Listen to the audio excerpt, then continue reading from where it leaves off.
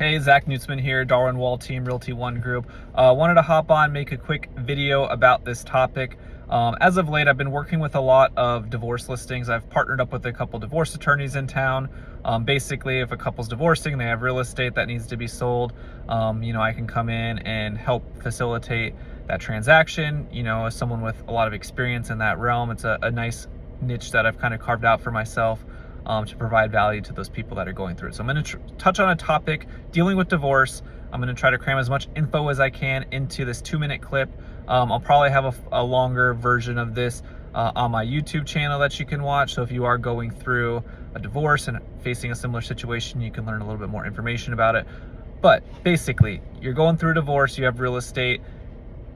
One spouse is going to stay in the home, the other spouse is leaving. If you're the spouse that is not going to remain in the house and are going to get bought out by the other spouse, you might be encouraged by your attorney, a judge, whoever, to sign a quitclaim deed, which is basically signing your stake of ownership in that house over to your ex-spouse, removing you off of the deed. The problem with a quitclaim deed is, yes, it does remove you off of the deed, but it does not remove you off of the mortgage. So if in a year or two you decide that you want to go purchase a new home for yourself, and you go to your lender to get qualified, you might not qualify because when they run your information, they're going to see you already have an existing mortgage in your name, and that could have a negative impact on getting you qualified for a new mortgage. So what the spouse that's staying in the home needs to do is they need to refinance the existing mortgage to remove you off of both the mortgage and the deed.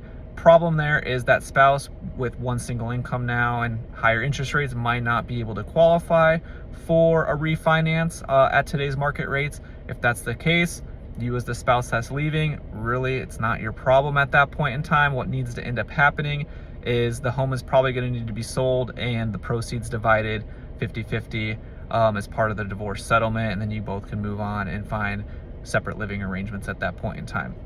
Not only that, but if you remain on that mortgage, say the spouse that remained in the house stops paying the mortgage, gets foreclosed on, something like that were to happen, well, you're still on the mortgage. Even though you haven't lived in the house for X amount of years, you are still tied to that mortgage, and if a foreclosure happens, it's going to hit your credit. If that happens, well, now you can kiss buying a home goodbye for probably the next 5 to 7 years. So protect yourself. If you are going through divorce, you have real estate to sell, you want to allow the ex-spouse to stay in the existing home, do not sign a quitclaim deed. Make sure that that spouse staying in the home refinances. If they can't qualify for a new mortgage through a refinance, well, then at that point, the home is going to need to be sold and those proceeds divided 50-50 through your divorce settlement. So if you have questions about this, feel free to call, text, or DM me, and I'd be happy to chat.